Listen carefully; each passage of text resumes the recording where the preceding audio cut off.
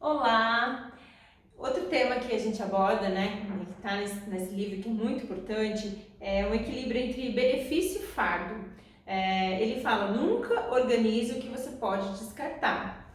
Então, dentro desse conceito de descarte, de acúmulo, de o que manter, de apego, ele é bem direto. Ele já usa o princípio de Pareto para explicar que a gente usa 20% das coisas em 80% do tempo. Eu sempre falo isso nos meus workshops e treinamentos, porque é fato. Eu até acho que a gente ainda usa menos do que 20%. Dependendo das categorias de roupas ou de itens na casa, a gente tem muito mais itens do que a gente usa. Então, ele fala, ele até põe uma balancinha aqui, né? Qual que é esse equilíbrio entre fardo e benefício? Quanto dessas coisas que você tem em casa em excesso, elas estão pesando mais na sua vida do que te fazendo bem? Então, essa balança você tem que pensar em tudo, em todos os itens da sua casa, em roupas, em livros, em decoração, em móveis. Quanto, né, isso está te pesando, te puxando, te dando um fardo, pode ser despesa, pode ser perda de energia, pode ser trabalho em excesso, porque tem que tirar as coisas do lugar o tempo todo para poder dar a manutenção que precisa.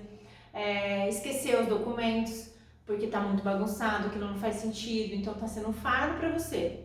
Roupas em excesso, eu não consigo escolher no meu armário porque tem muita coisa, ou porque eu não consigo organizar tudo, porque eu tenho muita roupa para pouco espaço. Isso é um fardo para você, então ele não é um benefício?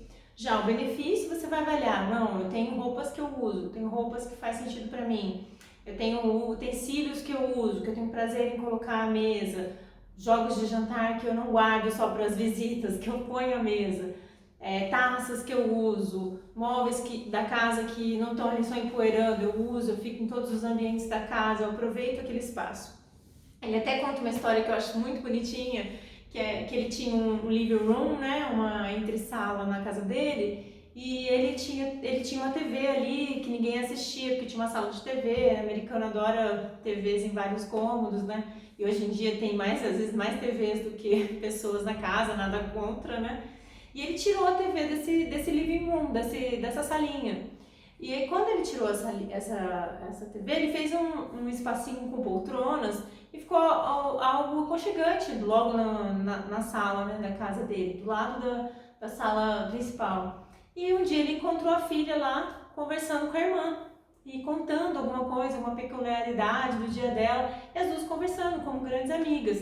E ele ficou tão emocionado com aquilo que ele pensou, se tivesse a televisão ligada ali, provavelmente elas não teriam tido esse momento especial entre irmãs, não tinham tido essa conversa e não tinham partilhado essa amizade, né? Eles iam estar preocupados na TV, né? Atentos na TV, e iam perder esse momento. Então, é uma das histórias que ele conta no livro que ele agradece por ter tido essa ideia de tirar a TV daquela salinha, e aí, novamente, ele encaixa de novo no que é o fardo e o benefício. De repente, a TV ali não tinha utilidade nenhuma, ninguém estava assistindo, ou se tivesse ligado naquele momento ia tirar a beleza do momento que foi com as irmãs.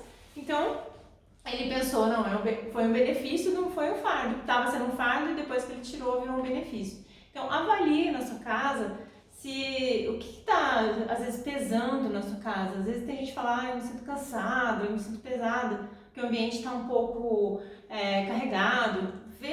Analise se não é excesso de alguma coisa, se você não está acumulando itens demais, ou se não tem documentos muito antigos que precisam ser descartados. Tudo isso pode ser um peso e pode até afetar a saúde das pessoas que estão na casa. Então, prestem atenção, analisem bem e façam isso de forma adequada, assim, não faça isso de uma vez, vá analisando cômodos por cômodos, que é o que ele fala no livro. Ele divide a casa por cômodos, então ele explica como você fazer o processo de minimalismo por cômodos. Ele não fala para você fazer tudo de uma vez, que você nem vai conseguir. Então ele divide, enquanto você não terminar um cômodo, ele não vai para o outro. Então ele começa esse trabalho de minimalismo desde os pequenos itens, até dos papéis, até os móveis, até uma televisão, até jogos, e enfim, ele categoriza tudo, ele ressignifica tudo aquilo, ele vê qual é a necessidade real da família dele e depois ele ensina você a descartar os excessos. É fantástico, o processo todo é bem demorado e precisa envolver toda a família, porque sozinha você talvez não vá conseguir a energia toda para fazer sozinha, e precisa fazer sentido para todo mundo que reside naquela casa, não pode ser significativo para você e não ser para o outro. Então, para que todo mundo entre no processo, tem que ser algo de comum acordo e que seja feito naturalmente, para que ninguém se sinta obrigado a fazer isso, a descartar, jogar fora alguma coisa que goste.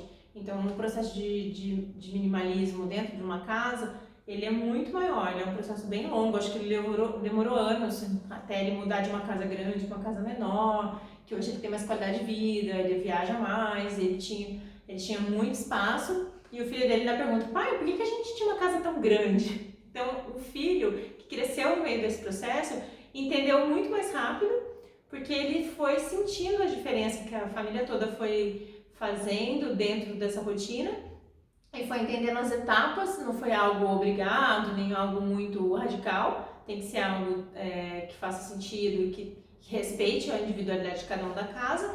E ele foi percebendo naturalmente que ele precisava de 10 jogos, ele precisava só daqueles que ele gostava, que ele tinha espaço para brincar no quarto dele, porque não era cheio de brinquedos, ele tinha espaço, ele tinha liberdade para transitar no quintal, porque era um quintal mais espaçoso, a casa era suficiente para todos eles. Então, assim, talvez isso seja muito mais importante do que ter muito, do que ter tantos itens. Ter o que sua família precisa, não é escassez. É ter espaço, é ter liberdade, é o contrário de escassez. Tem gente que pensa, mas minimalismo, eu vou jogar tudo fora, eu vou viver com pouco. Não é isso. É você viver com o que você gosta.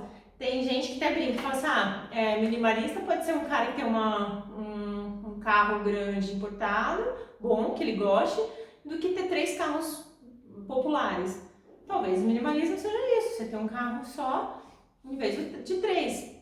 Então, assim, o minimalismo não quer dizer que você vai viver com escassez, nem com produtos ruins ou baratos. Quer dizer que você vai viver com o que você goste, com o que faz sentido para você, ok?